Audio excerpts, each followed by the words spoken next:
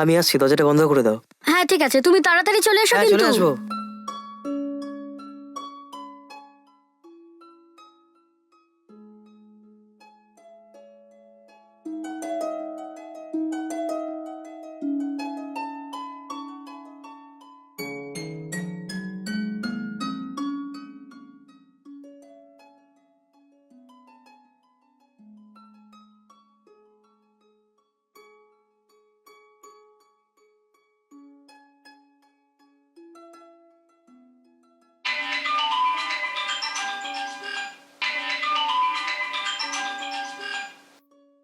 Hello hello.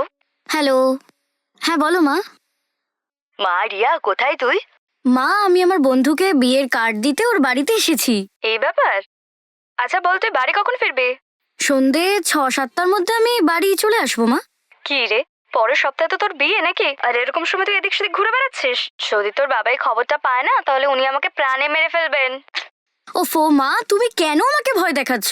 তোর কিছুই হবে না, আমাকে উল্টো পাল্টা বলবে উনি। আমি তো বিয়ের পর বিদেশেই চলে যাব, তাই না? তারপর আমার বন্ধুর সাথে দেখা করতে চাইলেও আমি দেখা করতে পারবো না। এই জন্যই তো বিয়ের কার্ড দেওয়ার বাহানায় একটু সময় কাটিয়ে যাচ্ছি। সেটা বড় কথা না মা, তোর বিয়ে হতে চলেছে, তোর এরকম এদিক সেদিক ঘোরা উচিত নয়। তাড়াতাড়ি বাড়ি চলে আয় মা। ওফো মা, আমার কিচ্ছু হবে না, তুমি চিন্তা করো না। আমি ঠিক সন্ধে 7টার মধ্যেই বাড়িতে ঢুকে যাবো, ঠিক আছে?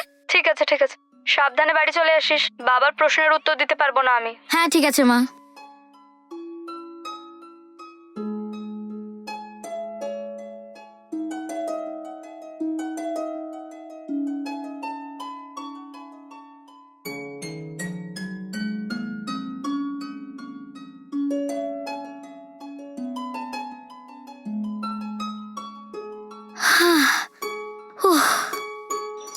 হ্যাঁ, কে হতে পারে?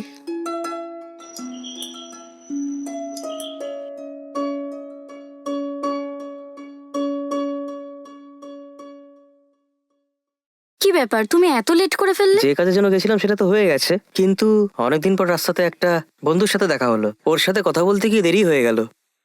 ও এই ব্যাপার, ঠিক আছে। খুব জল তেষ্টা পেয়েছে, একটু জল দেবে? হ্যাঁ আনছি। ওহ মা গো।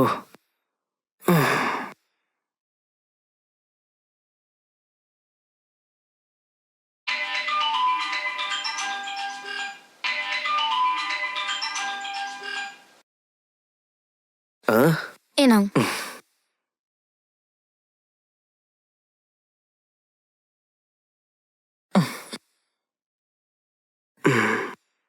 বিরিয়ানি রেডি হয়ে গেছে? হ্যাঁ হয়ে গেছে, খাওয়া যাক। হ্যাঁ খাবো। হ্যাঁ। ওহো, শ্শ্, আমার হবুবার ফোন করছে। হ্যালো। হ্যালো। হ্যাঁ বলো, কেমন আছো তুমি? হ্যাঁ আমি ভালোই আছি। লাঞ্চ করেছো? না গো, এখনো খাওয়া হয়নি। তোমার খাওয়া হয়ে গেছে? হ্যাঁ আমি এক্ষুনি খেলাম। তুমি খেয়েছো কিনা জানার জন্য ফোন করলাম। ও না গো, এই কিছুক্ষণের মধ্যেই খাবো। ঠিক আছে, কিন্তু তুমি কোথায়? আমি আমার বন্ধুর বাড়িতে আমাদের বিয়ের কার্ড দিতে এসেছিলাম গো।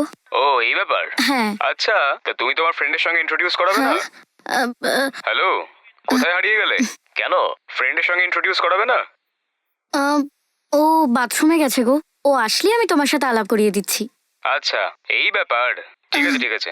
যাই হোক, ও তো অবশ্যই বিয়েতে আসবে, তখন পরিচয় করিয়ে দিও, ঠিক আছে? ঠিক আছে। শোনো, আমার একটু কাজ আছে, তোমার ফ্রেন্ডের সঙ্গে দেখা করে তাড়াতাড়ি বাড়ি ফিরে এসো। আর বাড়ি পৌঁছে আমার একটা ফোন করবে, আর তারপর আমরা কথা বলবো, ঠিক আছে? হ্যাঁ ঠিক আছে। ও বাবারে, ভেবেছিলাম আমি এই ফেসে যাব। যাক বাবা, কোনো রকম ভাবে অন্যদিকে ঘুরিয়ে দিলাম। হুম, ঠিক আছে ঠিক আছে, চলো আমরা খাই। গরম গরম বিরিয়ানি খেতে ভালো লাগবে। আমার সাথে তো আমার স্ত্রী হয়ে থাকবে এটাই বলেছিলে তো। এই সবসময় কি তুমি ওইসবের কথাই ভাবতে থাকো? তার জন্য তো আমি ওকে বলে দিয়েছি একটু ওয়েট করো, প্রথমে খাবার খেয়ে নি, পরেরটা পরে ভেবে দেখবো, ঠিক আছে? না, এটা কখনোই সম্ভব না। খাওয়ার আগে আমরা দুজন স্বামী স্ত্রী হবই আজ। দেখো, শুধু শুধু আমাকে টেনশন দেবে না কিন্তু। বিরিয়ানি খাওয়ার পর আমরা ফ্রেশ হয়ে যাব আর রিল্যাক্স হয়ে তারপর আমরা একসাথে থাকবো। ঠিক আছে, ওকে। হুম।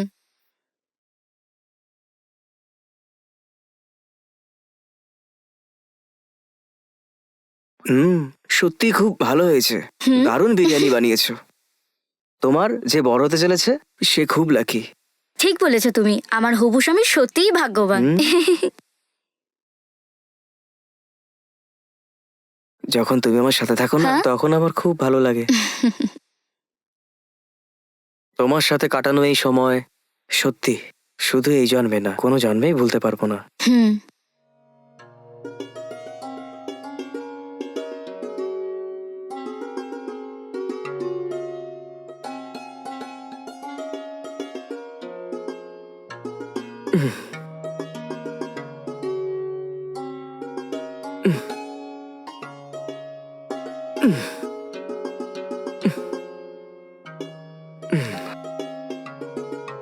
তোমার কারণে আজ বোঝাতে পারবো না কতটা খুশি আমি। যদি তুমি আমার সাথে সারা জীবন থেকে যেতে, হ্যাঁ? এই যে সুখ তুমি দিলে সেই সুখটা আমি এইভাবে সারা জীবন তোমার সাথে থাকার সুযোগটা পাবো তো? তোমার সিদ্ধান্তটা বদলাতে পারো না? এই এই ধরনের উল্টোপাল্টা কথা বলো না তো তুমি। আজ শুধুমাত্র একদিনের জন্য আমরা স্বামী স্ত্রী হয়েছি। নিজের জীবনটাকে ভালো করে গুছিয়ে নিতে শেখো। তুমিও তো আমার মতো কোনো একটা ভালো মেয়েকে বিয়ে করে খুশি থাকো না, আর আমাকে ভুলে যাও। এটা কি বলছো তুমি? তোমাকে ভালোবেসে অন্য একটা মেয়ের সাথে কি করে বিয়ে করবো আমি? ওই সারা জীবন তুমি একা থেকে কি করবে বলো? পরের সপ্তাহে আমি অন্য কারোর বউ হয়ে যাব, বোঝার চেষ্টা করো। আমাকে ভুলে যাও। ভুলতে পারবো না। যদি আমি তোমাকে না পাই তাহলে অন্য কারোর হতে দেবো না। এই কি বলতে চাইছো তুমি? কি হয়েছে তোমার? তুমি বুঝলে না? তুমি সবসময় শুধু আমারই থাকবে। হ্যাঁ? আমার ছাড়া তোকে অন্য কারোর হতে দেবো না। এ, আ, আ, আ,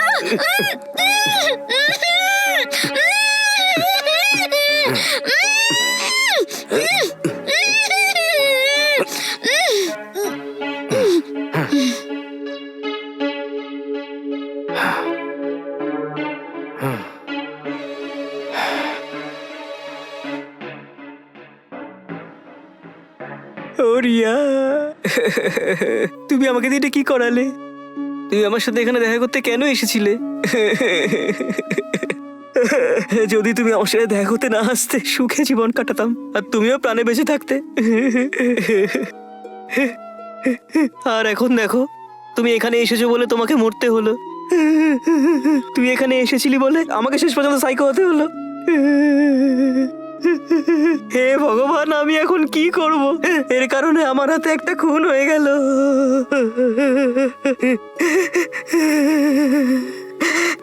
কিরকম আমি নির্দয় খুনি হয়ে গেলাম। আমার সাথে কেন দেখা করতে এসেছিলে তুমি?